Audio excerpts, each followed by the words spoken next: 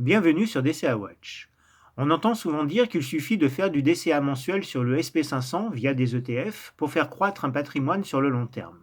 Personnellement, je préfère investir en DCA dynamique en évitant d'acheter automatiquement, notamment pendant les sommets de marché.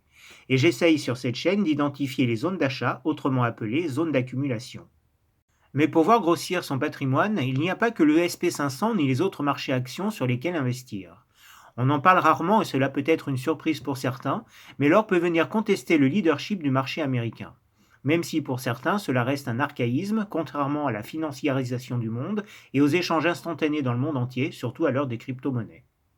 En effet, si on compare l'or et le SP500 depuis juin 2007, juste avant la crise des subprimes, on s'aperçoit qu'il aura fallu presque 10 ans pour que le SP500 égale la performance de l'or, alors que le marché américain a connu une belle progression presque linéaire par rapport à sa droite de régression, boostée notamment par les quantitative easing et les baisses de taux de la Fed. Et aujourd'hui, 15 ans plus tard, ils sont au coude à coude.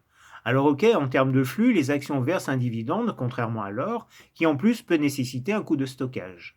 Mais en cas de crise majeure, notamment avec les banques, l'or reste un actif tangible. Ceci dit, tout dépend également du cours d'achat des actions.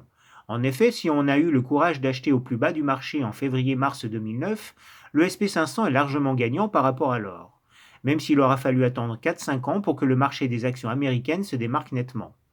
Il fallait tenir psychologiquement alors qu'on nous annonçait l'apocalypse financière tous les 4 matins. C'est d'ailleurs à ce moment-là que le mouvement survivaliste a pris de l'ampleur.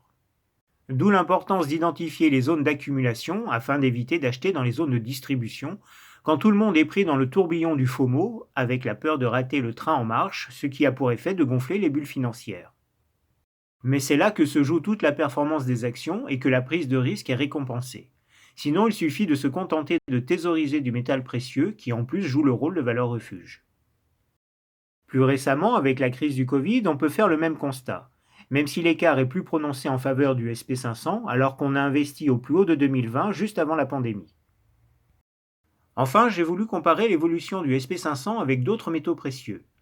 En reprenant le sommet de 2007, juste avant la crise des subprimes, on voit que l'argent a même dépassé l'or. Mais par la suite, il n'a pas réussi à retrouver ses niveaux records de 2011-2012. Et le cuivre n'a pas tenu la distance face au SP500. Il semble être plus en phase avec les cycles économiques, alors que l'or joue pleinement son rôle de valeur refuge. Voilà, je voulais faire cette vidéo pour montrer que l'or a toute sa place dans la gestion d'un patrimoine, et qu'il faudrait toujours le comparer aux valeurs qu'on achète, car c'est l'actif de référence par excellence. Surtout si on privilégie la capitalisation, notamment via les ETF. Sur ce, bon investissement à tous.